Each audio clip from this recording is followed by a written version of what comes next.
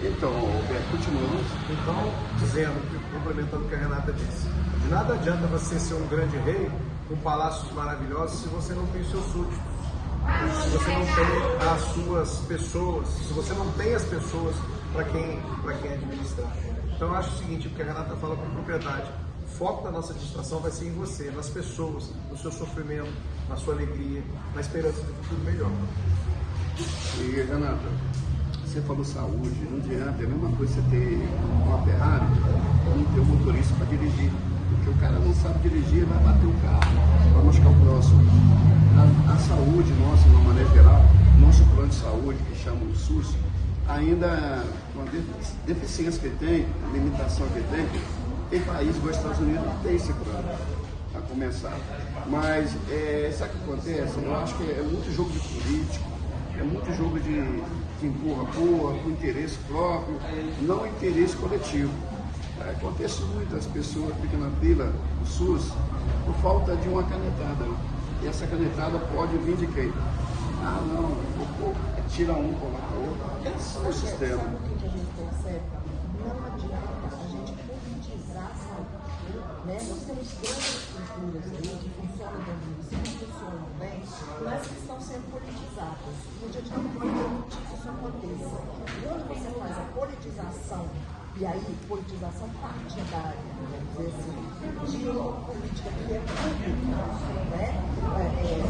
Algumas estruturas, as estruturas de saúde que são no município, ela não pertence a mim, ela não pertence ao Beto, ela não pertence ao prefeito atual, ao futuro prefeito. Ela não pertence, mas ela é de todos nós. Então a gente precisa cuidar delas dessa forma e não levar a política partidária para dentro delas. E aí você acaba corrompendo essas estruturas todas, inclusive o SUS. Agora, na área de trabalho, eu vejo que a cidade está preparada para a área de confecção de texto.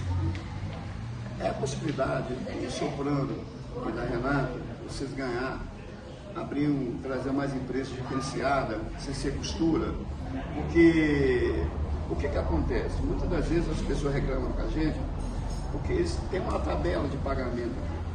E se viesse outra empresa, não competir, mas abrir um leque de trabalho, talvez a costureira, o pessoal que trabalha no ramo de costura, seria mais valorizado que hoje, entendeu? O que você acha disso? A gente escuta muito,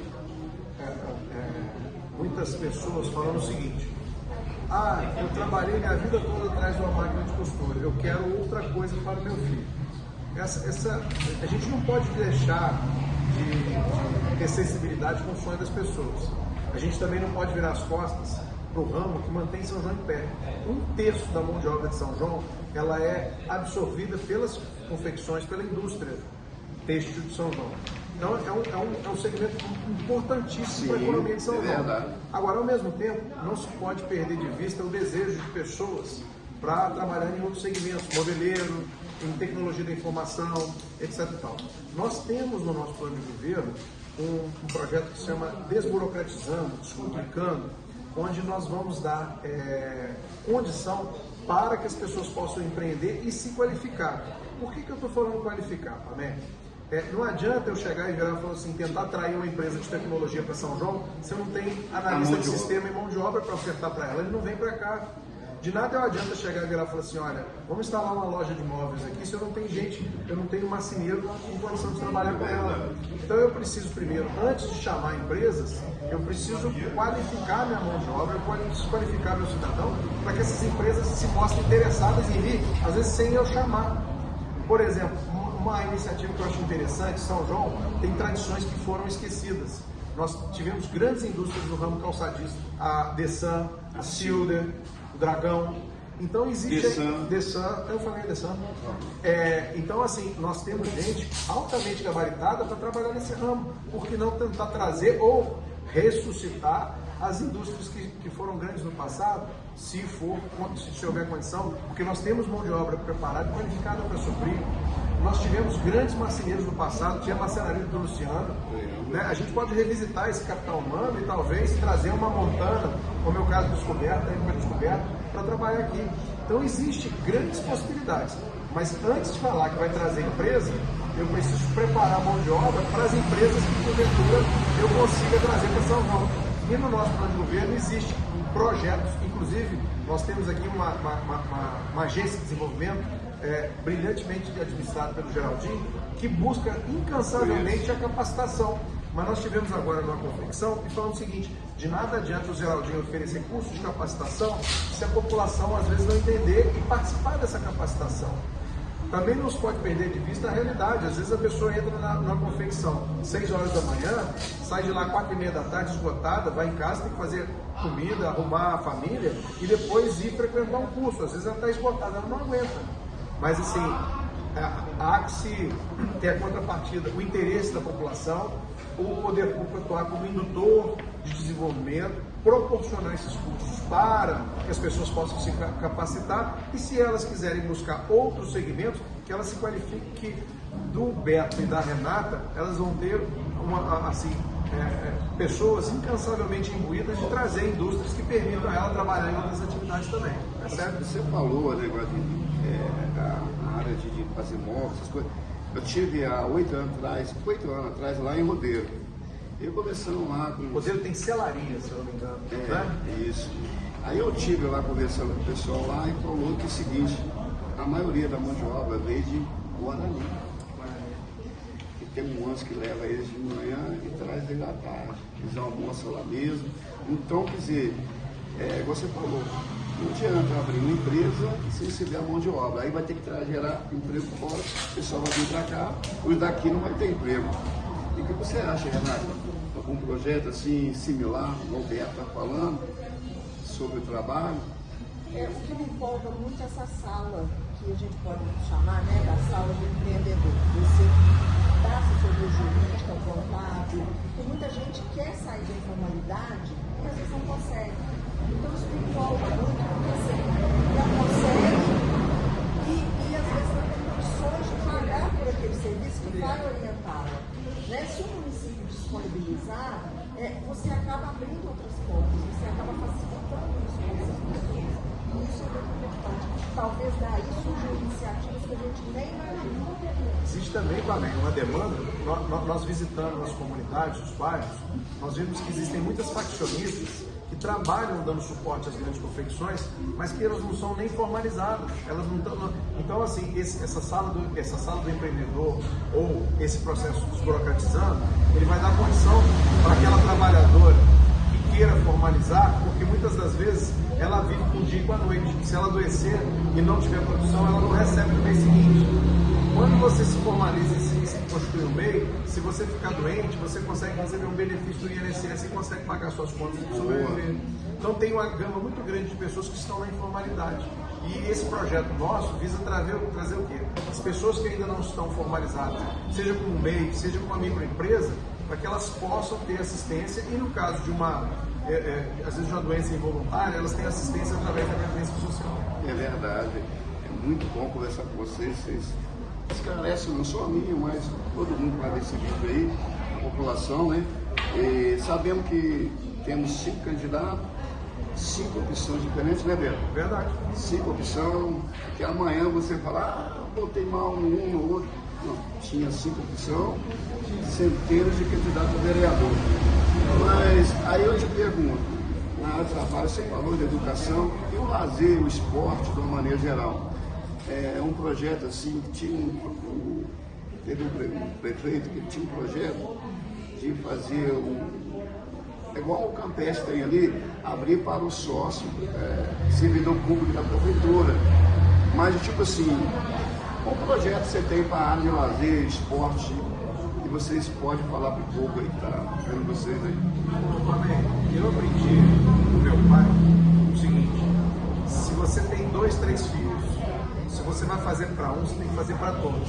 Eu acho que esporte, todas as iniciativas esportivas que não se restringem ao futebol, embora o futebol seja o que mais movimenta São Paulo por cento, você tem o futebol feminino, você tem outras escolas de futebol, você tem projetos, você tem o karatê, você tem o jiu-jitsu, você tem o vôlei, você tem o basquete, você tem várias modalidades esportivas que às vezes estão à margem da ação do poder público. A primeira coisa que eu acredito é o seguinte: se você pode influenciar positivamente uma modalidade esportiva, você tem por obrigação atender as demais.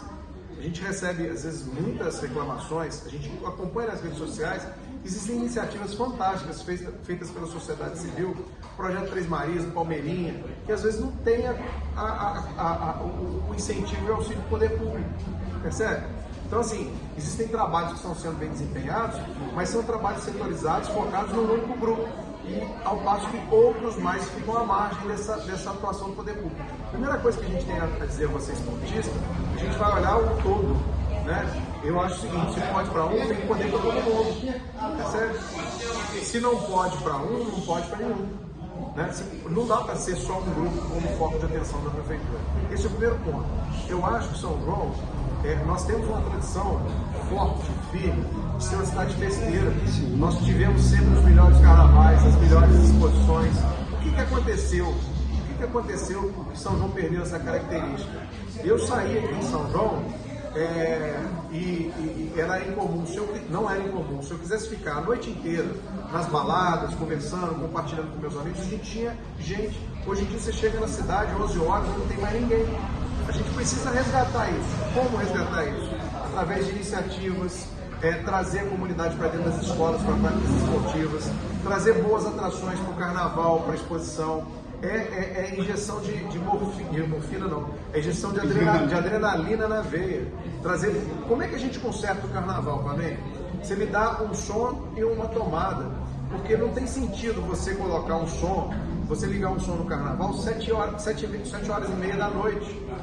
Quando a gente saiu, o carnaval de São João era bom, eu chegava como garoto, vivia a noite toda chapando os cocos, dormia às 6 horas da manhã, acordava às 11, ia pra sauna, melhorava um bocadinho, em 2 horas eu tava lá no Trombeteiros, e lá tinha o quê? Tinha o Bellini, a Bela, com o som dele na rua, os barraqueiros todos faturando, e a coisa acontecia, os jovens se encontravam por ali.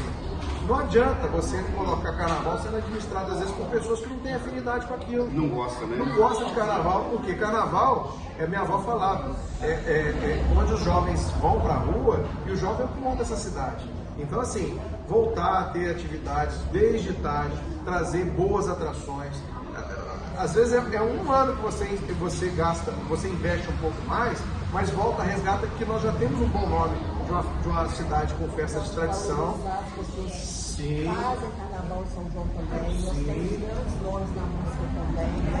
E não se restringe ao carnaval, não. As atividades culturais, a gente fala, Pané, eu acho que a nossa administração vai ser para o bairro. Todas as atividades culturais estão focadas aqui no centro. Você tem que prestigiar também os bairros para que essas atividades culturais sejam feitas também no Três Marias, no Santa Rita, no Bela Vista, no São José, em todos os bairros da cidade, para que o cidadão tenha a noção de pertencimento. Renata fala uma coisa que é muito importante: não existe São João, o bairro e o distrito. O distrito, o bairro, todos eles fazem parte de São João. Então há que se tratar distrito, bairro, povoado, centro como uma coisa só. E às vezes existe esse tratamento desconforme, onde prioriza um grupo e esquece do restante. E você falou de carnaval, Renato, não sei isso aí da rádio, mas no meu tempo tinha uma banda que chamava 16 de Maio. Eu lembro. E eles gostavam, o carnaval era no calçadão, né, velho? Uhum. E ali era tradicional. Não tinha calçadão. Não tinha calçadão, era uma rua, né? Era tudo, né? E ali eles montavam um palco, ali a banda tocava, aquela alegria, e tinha o carnaval normal, tinha o carnaval tradicional, Caxangá, Esplendor, Isaac, tinha outros blocos, São José, né? O ano passado, São José, acho que retornou, mais ou menos, vai retornar agora no próximo ano. Então, o carnaval, ela encolheu. Aí o povo que gosta de carnaval, a pessoa vai envelhecendo, vai morrendo, aqueles líderes, aí deixou para mais jovem, e aí o carnaval deu uma baqueada, e muitos vai para Bicas, carnaval elétrico, vai para várias cidades aqui, nossa aqui, esvazia o carnaval. O carnaval enche mais na época do bloco do barril. Então, eu acho que deveria incentivar, ver a escola de samba dela, saber deles o que vocês estão precisando, que vocês, dentro da possibilidade, a prefeitura vai ajudar, né? Não é tudo, mas a prefeitura, com a parceria com os empresários, o carnaval melhorar, né? Lógico que também, uns anos para trás, teve muita violência, né? Que aí, no caso, o Poder Executivo, o prefeito, ele não tem muita responsabilidade direta, porque é parte de segurança, né? É o governador, um apoio. Lógico que também deveria pedir uma reforço de polícia na época de carnaval, mas quando a pessoa quer pegar uma pessoa na rua, não tem polícia que segura. O cara comete o crime, né? É um crime programado.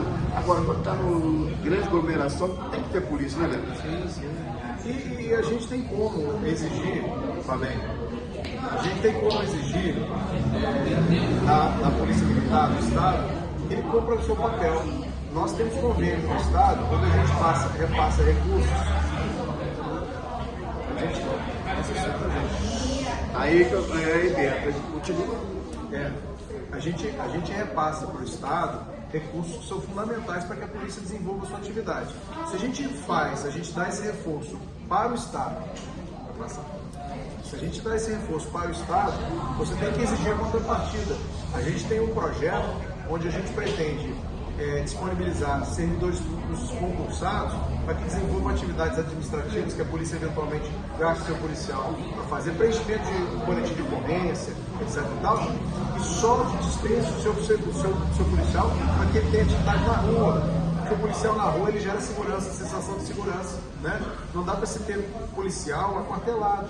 Mas isso depende também da assimilação disso através do secretário de Segurança Pública, do comando da Polícia Militar. Mas o que depender da gente, da prefeitura, nós seremos um parceiro da polícia e exigiremos que a polícia seja efetivamente uma parceira da comunidade de São João do Rio Centro. Sobre turismo, como você pretende incentivar? São João é muito forte no turismo também, né?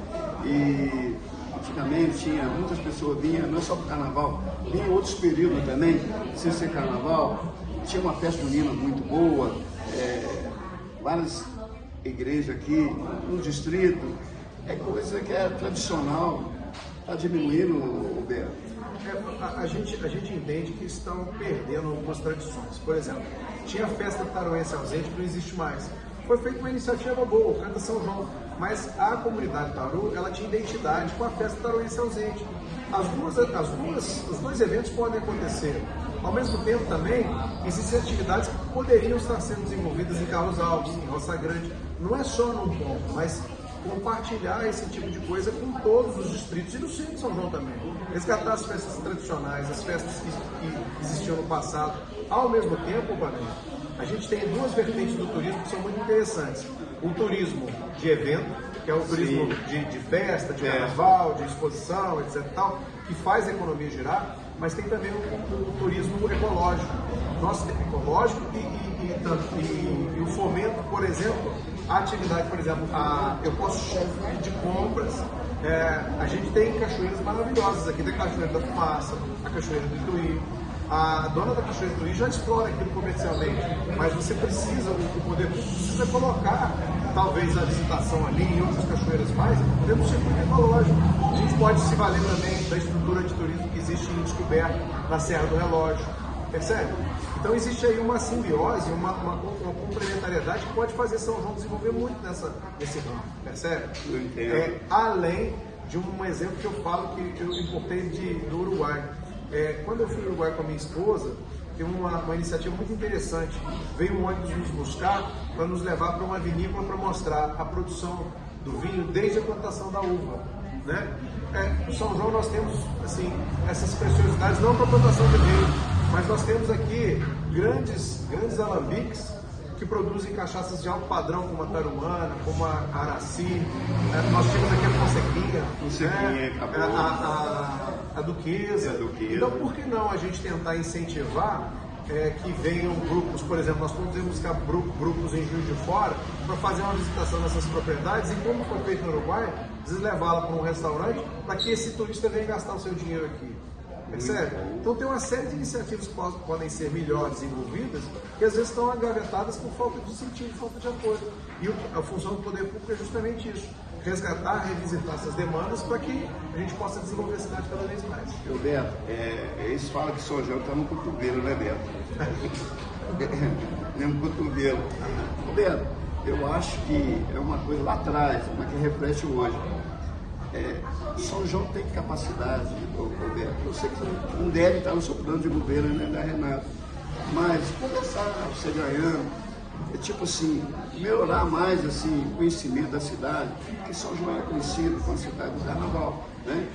A terra do Heleno de Freitas, né? Saudoso Heleno de Freitas, marcou muito, né? A nossa cidade levou para o Vasco, o Botafogo, depois foi para o Vasco, foi lá para os Hermanos, lá encerrou a carreira. Mas São João, ele pode ser marcado por outras coisas também, né, Beto? E sendo marcado por essas coisas, eu quero tocar uma coisa muito melindrosa. Funcionário público.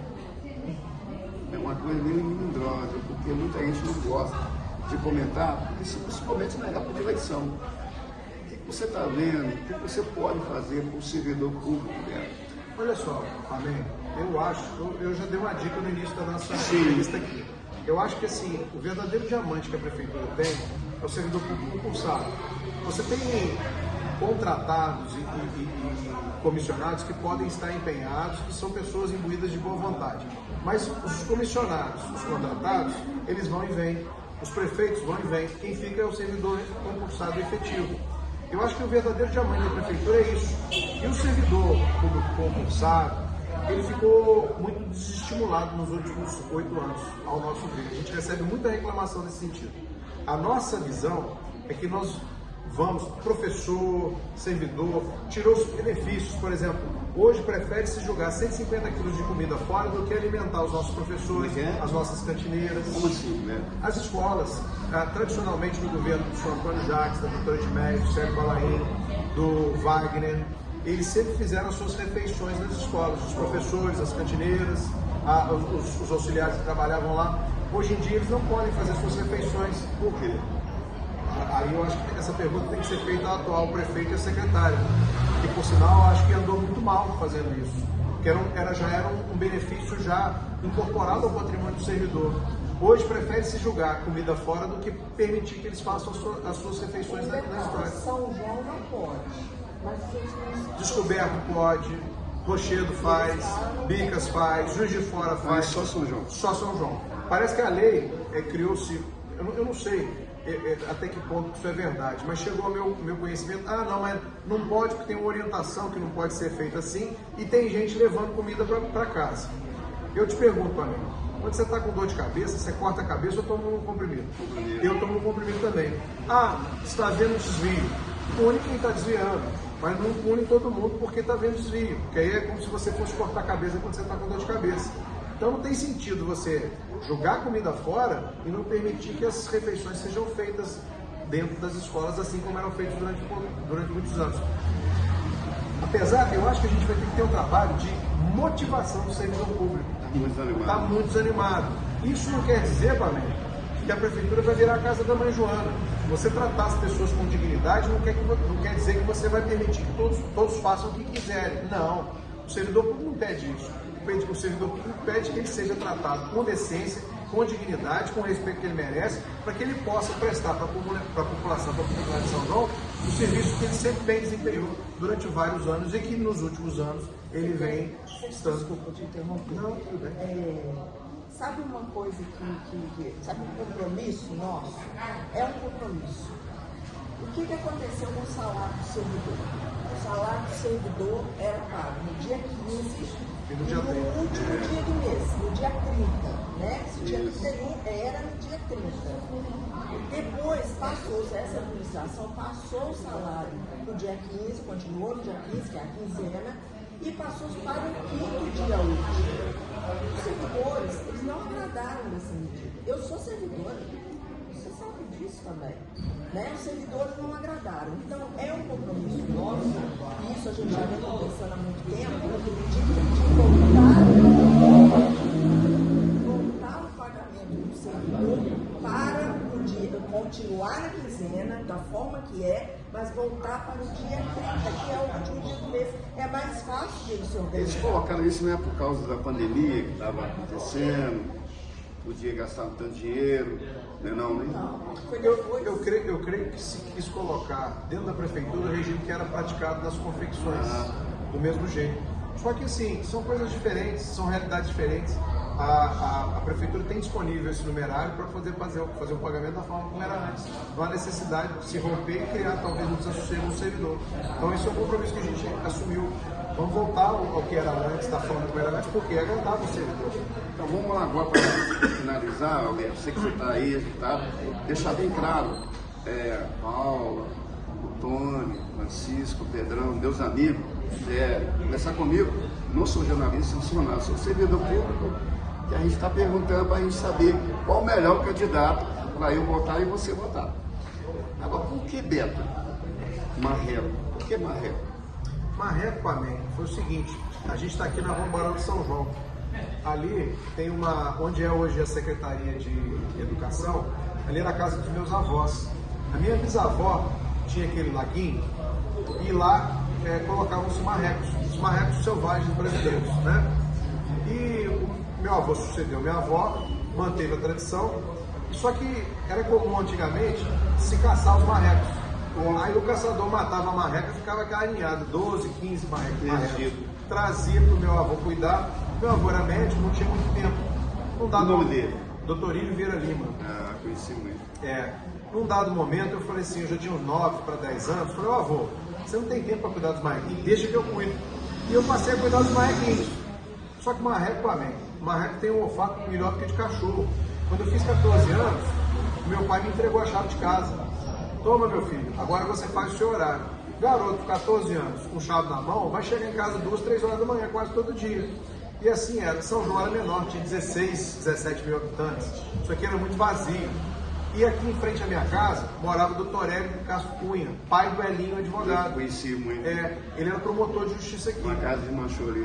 A esposa dele chamava Dona Maria Helena, ele chamava Edilena. Quando eu chegava de madrugada, a marrecada começava a gritar, fazer uma algazarra danada, e o doutor Hélio sempre muito preocupado, abria a janela para ver o que estava acontecendo, se alguém estava entrando na casa de alguém, que a marrecada fazia uma algazarra danada. Aí ele olhava, eu disse, o que está acontecendo aí? Eu falei, senhor doutor Hélio, sou eu que estou chegando em casa, preocupa não. Aí o doutor Hélio virava para a Dona Maria Helena, ô Lena, não é nada não, é o Beto dos Marrecos. O Du saiu, ficou o Beto Marreco até hoje. Doutor Hélio que colocou esse apelido. Seu pai, eu sou avô, conheci muito. Seu pai também conhecia, né? Mas seu avô conheci muito, porque a gente nadava. A gente era lá da Santa Rita, descia o Porra veio para nadar. E tinha que Ribeirão ali, a gente nadava ali. Mas você conhecia o seu avô, morava aqui, não é isso? Sim, morava aqui, onde é a Secretaria de Educação. E do lado da minha casa. Então, o Beto, essa história de Beto Marreco pegou Beto Marreco. E como é que é o slogan da música? O Marreco vem aí, quen.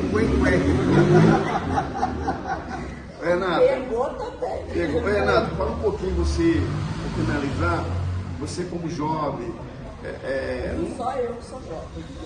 você como jovem, você praticou esporte, e como é que foi a sua vida de adolescente, e de criança e adolescente?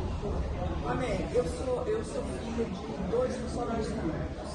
Minha mãe é funcionária pública federal, já aposentou há muitos anos, ela trabalhou muitos anos no INSS, aposentou aqui em São João. E meu pai era oficial militar em Belo Horizonte. Ele faleceu há muitos anos. Eu perdi meu pai quando eu tinha 3 anos. E a minha criação foi a minha mãe, né? A minha criação foi evidentemente feminina, né? Minha mãe sempre foi a minha referência. Minha mãe também foi a minha referência. Eu perdi meu pai. Então, assim, a minha referência é a referência da minha mãe. E a minha mãe sempre falava assim, vocês, o que eu deixo para vocês são os estudos. E assim ela fez. Eu sou assistente social, a minha mãe é terapeuta. E nós estamos... É o seu Renê aí. E nós estamos... Então, enfim, a nossa relação com a nossa mãe é de muita ligação exatamente por isso. Porque nós fomos criados por ela e a nossa referência sempre foi ela como igreja. Eu estudei em São João, só saí daqui para fazer a faculdade em Juiz de Fora, depois eu me especializei na gestão do SUAS, né, que é o Sistema Único de Assistência Social, a assistência social, no caso é a assistência social. E aí, fiz concurso, passei na prefeitura, vivo aqui, sou casada com o Leonardo, Léo do Dragão, Leonardo do Dragão. É mesmo? Sou casada com ele. Você é cunhado do Marcelão. Sou cunhado do Marcelo. Marcelão, você veio chegar comigo em 87. Eu sou cunhado do Marcelão, que bom, eu não sabia dessa. Marcelo. Gente boa, Deus abençoe você. E aí agora coloquei meu nome junto com o Beto Marreco, que eu quero voar com o Marreco. E como é que é o negócio de marreco? Como é que é? Não, vai. Ela tem vergonha, ela é Beto, quase para não mostrar para ela. Se Eu sou tiver- sem vergonha. O Marreco vem aí, quen. Vota 12, vota Beto Marreco, vota Renata Badaval para mudar a situação dessa cidade, para mudar a realidade de vocês. Renata e Beto, eu agradeço muito. Nós porque que agradecemos. Deixa eu deixar bem claro, eu sou jornalista, eu não estou falando, puxando sardinha para ninguém. Nas campanhas de vocês, eu não acompanhei, eu já acompanhei de 3, falta de vocês acompanhar, a próxima é vocês. E se os outros quiserem também conversar comigo, não gravar tranquilo. Não estou falando para as pessoas entenderem bem que a gente está aqui é uma democracia. Claro. Porque eu penso assim, o voto não tem preço, tem consequência. Porque um voto que você dá, não é porque ele é meu amigo, ou por causa que ele é bonitinho, é galã, ou não sei o quê. Não, tem que votar essa pessoa. Não, tem que votar, principalmente o prefeito, ele precisa dos vereadores, a maioria, para fazer lei, senão tem aquela burocracia e tal. E o prefeito, com o apoio dos vereadores, é importante. Eu falo para todos os partidos, vereadores, trabalhem em prol do prefeito. Elegeu o prefeito, beleza, agora faz sua parte. Porque geralmente muitos candidatos a vereador, Renato, só fazem o trabalho para eles e esquecem de divulgar o trabalho do prefeito. O candidato a prefeito é o Beto. É 12, né, Beto? 12. 12. Renato, é 12? É 12. Gente, muito obrigado, boa noite, bom dia, boa tarde. Depende do horário que vocês vão ver esse vídeo. Conversamos aqui, hoje é dia 19, né, Beto? Isso. 19 de setembro de 2024. Conversamos aqui também com a Renata, gente boa, o cunhado dela, parecido, Marcelão, grande amigo meu, saudoso. Deus eu tenha ele no céu. Gente, paz, amor, voz com consciência. Tchau. Parabéns pelo trabalho. Tchau. Obrigada.